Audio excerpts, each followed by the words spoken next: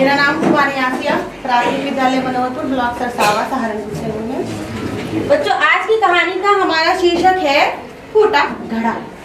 एक गांव में एक किसान रहता था। वो रोज सुबह दूर झरने से पानी भरने जाया करता था। इसके लिए वो अपने साथ 2 बड़े घड़े ले जाता, जिनको वो डंडे में बांधकर अपने कंधों पर दोनों तरफ लटका लेता था, है ना। उनमें से एक घड़ा कहीं से थोड़ा सा फूटा हुआ था और दूसरा एकदम सही। इसी वजह से रोज घर लौटते लौटते किसान के पास सिर्फ 1.5 घड़ा पानी ही बच पाता था। और ऐसा होना कोई एक दिन की बात नहीं थी। काम को पूरे 2 वर्ष बीत चुके थे। कितने वर्ष बीत चुके थे? 2 वर्ष। सही घड़े को अपने ऊपर बड़ा घमंड था। वो सोचता था कि मैं पूरा पानी घर लाता हूँ और मुझ में कोई कमी नहीं है। दूसरी तरफ फूटा हुआ घड़ा इस बात से बहुत ही परेशान और बहुत उदास रहता कि मैं पूरा पानी घर नहीं ला पाता हूँ और किसान की सारी मेहनत बेकार चली जाती है। वो बहुत परेशान और उदास रहता। उसकी उदासी जब हद से बढ़ गई तो उसने किसान से माफी मांगने का फैसला किया। वो बोला, मैं अपने आप पर बहुत शर्मिंदा हूँ और आपसे माफी मांगना चाहता हूँ। किसान ने हंसकर कहा, भाई क्यों?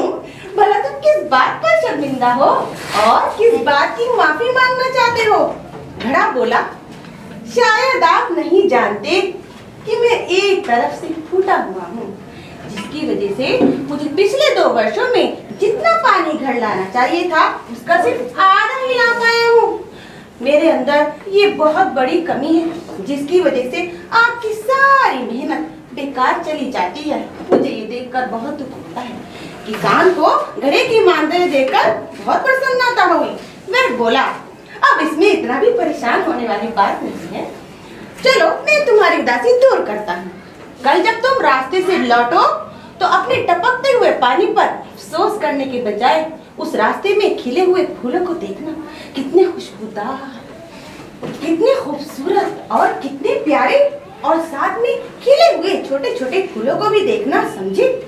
किसान की बात सुनकर घड़े ने किसान की बात मानने का फैसला किया और वो पूरे रास्ते उन फूलों को देखता हुआ आया।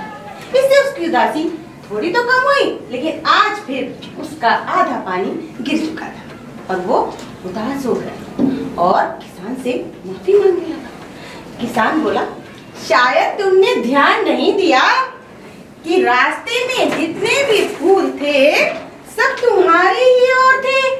सही घड़े की तरफ एक भी फूल नहीं था। तुम जानते हो ऐसा क्यों?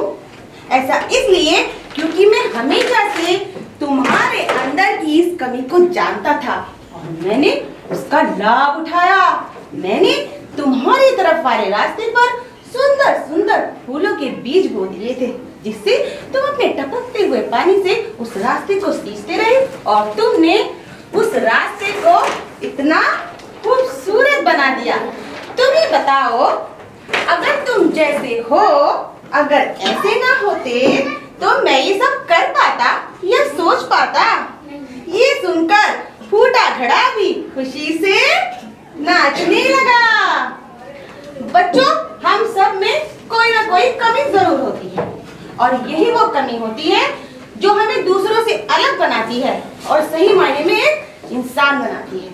हमें हर इंसान को उसकी उस कमी के साथ स्वीकार करना चाहिए। यदि हम ऐसा करेंगे तो फूटा हुआ घड़ा भी सही घड़े से अधिक मूल्यवान हो जाएगा।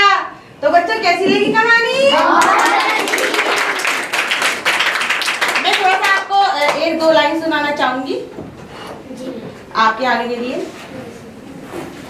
ये हौसला